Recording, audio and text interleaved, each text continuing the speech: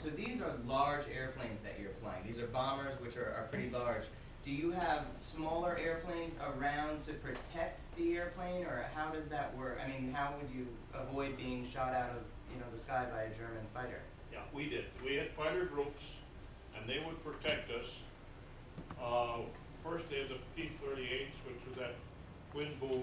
They had two-engine twin boom fighter, single pilot.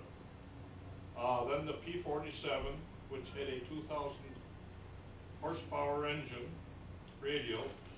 That was the same engine that the B-26 had. The B-24 had four 1,200 horsepower Pratt & Whitney engines.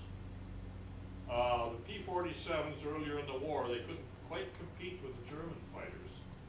So they sent back to Pratt & Whitney and said, can you raise the horsepower on that? We need more speed.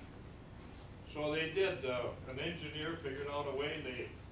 They forced water and other things into the carburetor, and they gained 800 horsepower. And they were not supposed to use it too long at a time because it could be pretty rough on the engine. By the way, the guy that was the engineer that developed that grew up in our hometown. Kind of nice to know. Now, you had also said, like, you could have a 9-hour mission.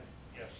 I saw earlier, you were stationed in Norwich, England? That's right. So all of your missions, you would go from there and you'd have to get back there? Yep. What happened if you had been on one of these long missions, it took you a little longer, were there any other bases or places that you could have flown into if you were experiencing a shortage of fuel or had been hit?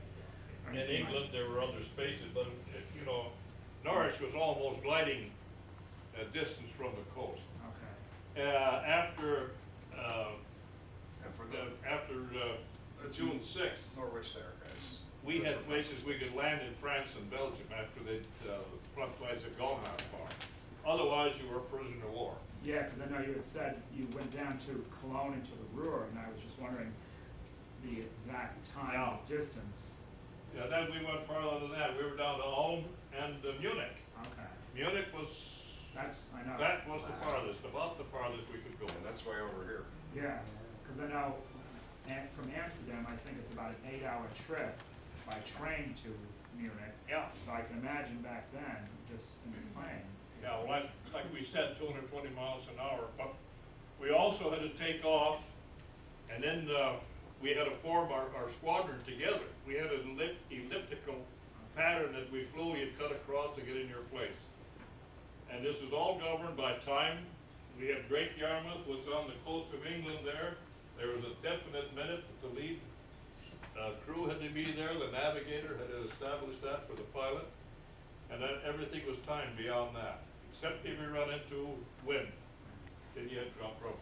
When we had problems landing, our airport of second choice was happened to be just outside of Paris. And boy, that was tough service. Paris is a lot of fun.